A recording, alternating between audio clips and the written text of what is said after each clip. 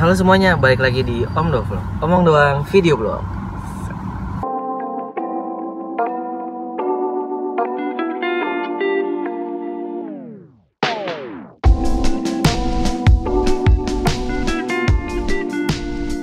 Buat teman-teman yang udah sering ngikutin Om Do Vlog pasti udah tahu kalau kita adalah channel review otomotif yang sebenarnya sih kita juga nggak expert banget di dunia otomotif, cuma kita seneng ngebahasnya aja. Jadi kayak car enthusiast gitulah.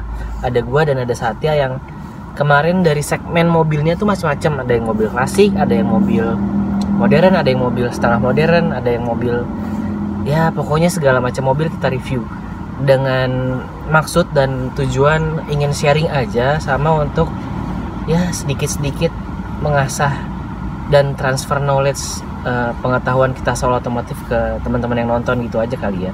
Nah, untuk teman-teman yang masih sering tongkrongin kita, masih sering nonton kita, yang udah subscribe, sering like ataupun sering dislike juga, itu mohon maaf kita lagi nggak bisa banyak bikin review mobil, dan mudah-mudahan 2 atau 3 minggu ke depan kita akan mulai bikin review mobil lagi karena kesibukan kerja yang sangat-sangat padat. Dan hari ini gue akan membahas bagaimana owning experience gue menggunakan Toyota Yaris tipe J tahun 2010 yang mungkin udah ada reviewnya di sini, teman-teman bisa nonton dulu.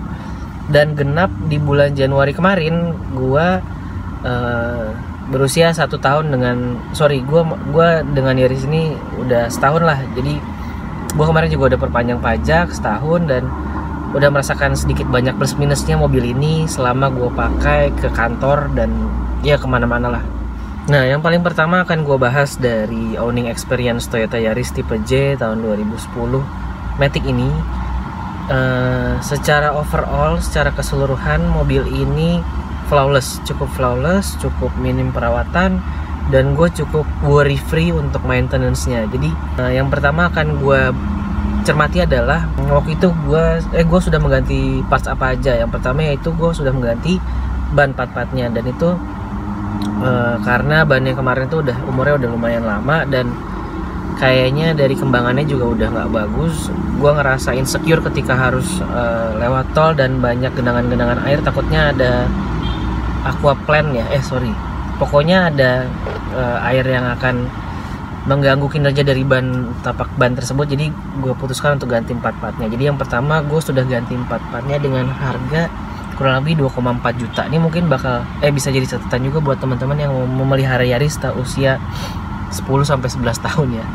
Yang kedua, gue biasanya perawatan rutin aja, kayak cuma ganti oli, ganti filter, dan kebetulan olinya ada oli mesin dan oli transmisi. Tapi kalau untuk filter gue baru ganti filter oli-oli aja. Jadi biasanya kalau teman-teman ganti oli di 3000 atau 4000 km kan biasanya filternya diganti. Cuma kalau untuk filter bensin, filter oli transmisi itu gue belum sama sekali. Filter udara pun gue belum ganti. Yang gue ganti cuma filter oli barengan sama penggantian oli. Jadi untuk penggantian cairan rutin itu udah pasti, tapi kan itu kayak perawatan minimal kali ya. Ya, yang ketiga gue mengganti mungkin teman-teman juga udah ada videonya apa belum ya, gue lupa, filter kabin alias filter AC. Jadi kalau misalkan mau bongkar filter AC-nya itu adanya di dashboard sebelah driver, dibuka lacinya lalu kita ganti filternya, dan itu simple banget. Nah, kalau untuk yang filter AC ini harganya kalau nggak salah 150.000, cukup murah. Cuma katanya sih efeknya untuk filterisasi udara di dalam kabin itu cukup vital ya. Jadi gue prioritaskan untuk ganti itu yang ketiga. Yang keempat, gue melakukan penggantian kondensor AC. Nah, ini yang lumayan mahal karena kalau teman-teman tahu pasti parts AC itu kan rata-rata lumayan mahal ya. Maksudnya lumayan di atas 1 juta. Itu kalau menurut gue bukan lumayan mahal, mungkin lumayan berasa lah di kantong. Jadi pada prinsipnya freon itu nggak akan pernah habis kecuali ada kebocoran di parts-parts yang dilewati oleh freon itu. Misalkan selang-selang AC-nya, ada selang, kalau nggak salah ada selang high pressure, ada low pressure, ada kondensor, ada kompresor, dan parts-parts AC lain yang mungkin teman-teman lebih paham. Gue waktu itu sempat bocor kondensornya, jadi AC-nya nggak dingin. Terus di gue bawa ke Denso Authorized Part Shop di salah satu bengkel di Bekasi, dan alhamdulillahnya gue berhasil ganti kondensornya dengan harga 1,4 juta, sudah sama pasang dan AC-nya kembali dingin. Nah, yang berikutnya gue sudah ganti lampu belakang. Lampu belakang tuh mati. Nah, itu kayaknya 10 ribuan dan gue masih nyimpen kok untuk spare lampunya nih, karena mungkin saking murahnya gue beli yang banyak. Jadi kalau sewaktu-waktu mati nih gue ganti aja, gampang banget, itu tinggal dicongkel-congkel dalamnya dan dipasang. That simple lah pokoknya. Jadi perawatan yang kelima itu adalah mengganti lampu belakang. Sebenarnya banyak perawatan yang mau gue lakukan, cuma karena gak ada waktu, dan waktu adalah uang. Jadi cuma gue emang membeli mobil ini untuk merobaskan dia banget, dan menurut gue ini udah sesuai dengan ekspektasi gue banget, bisa pergi dari titik A ke titik B tanpa harus khawatir mobilnya kenapa-napa di jalan, tanpa harus pusing perawatannya gitu, intinya gitu. Dan gue sudah membawa mobil ini sekitar, gue beli itu di kilometer 96.000 dan sekarang sudah di kilometer 116.000, which is mungkin sudah 20.000 kilometer gue memakainya. Yang sebentar lagi harusnya gue mulai ganti oli matic atau flash kuras mungkin untuk perawatan transmisi maticnya biar awet. Dan gue kemarin tuh sudah sempat membawa mobil ini sampai ke Bandung 2 kali. Dan kalau ke Bogor mungkin udah sering, dan Bogor kayak sekarang hitungannya udah nggak jauh ya.